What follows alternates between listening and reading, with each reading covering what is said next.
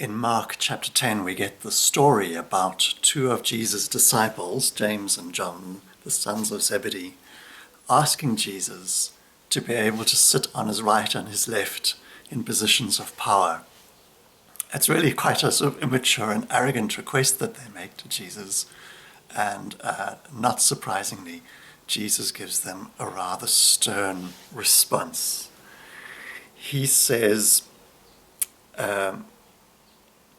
you know that those who are regarded as rulers of the Gentiles lord it over them, and their high officials exercise authority over them.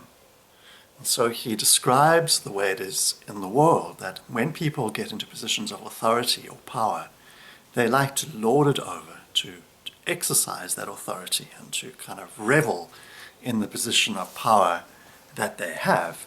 And so he draws, first of all, a contrast with the people in the world around, in the secular world.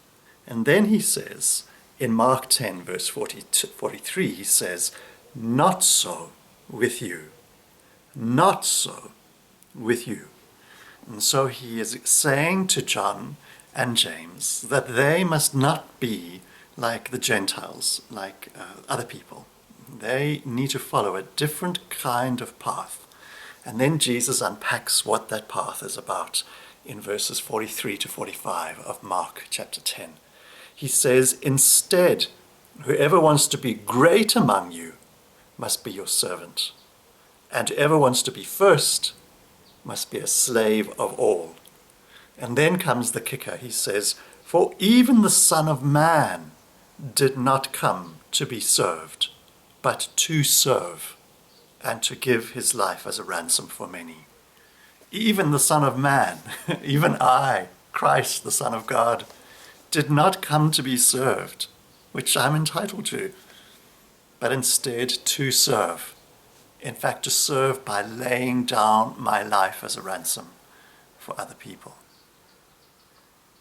I think this is such an important passage in the world today, in South Africa today, in the church, but also actually just in society.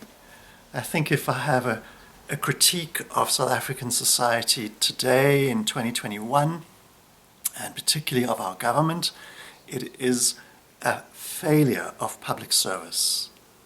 That sense of being a public servant, which all state-paid employees are supposed to be, whether you're a clerk working in the Department of Home Affairs or whether you're a minister or a president, is supposed to be a public servant. This is what we are, is that we're here to serve the public. That's what employees of the state are supposed to do. We have a public service commission. We have the Batho Pele White Paper on public service. All of these things refer and use the word service to the public. And instead what we seem to have is a society that's become a bit like James and John, where everybody's jostling for positions of power and of wealth. And Jesus says, not so with you.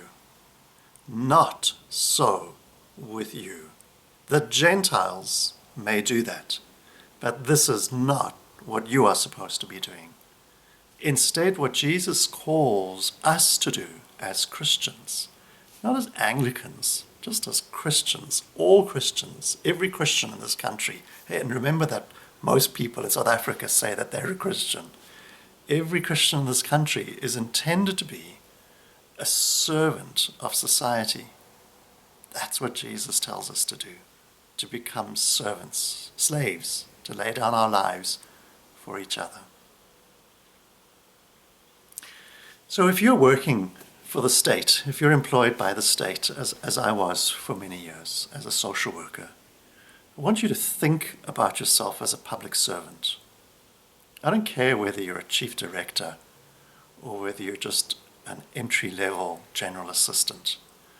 You are a servant of society. I want to encourage you to think about how can you serve society.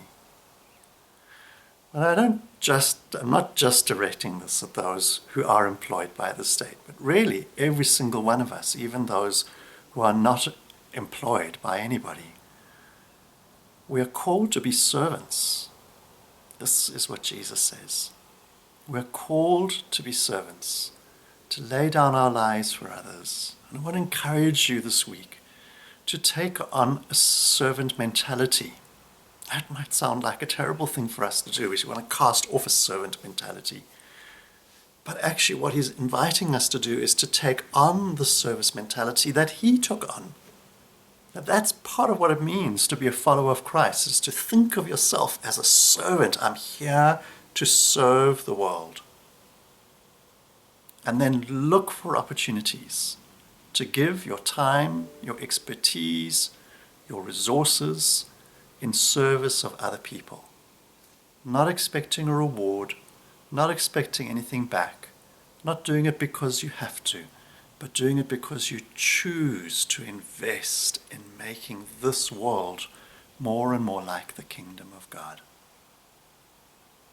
As Jesus says, for even the Son of Man did not come to be served, but to serve and lay down his life as a ransom for many.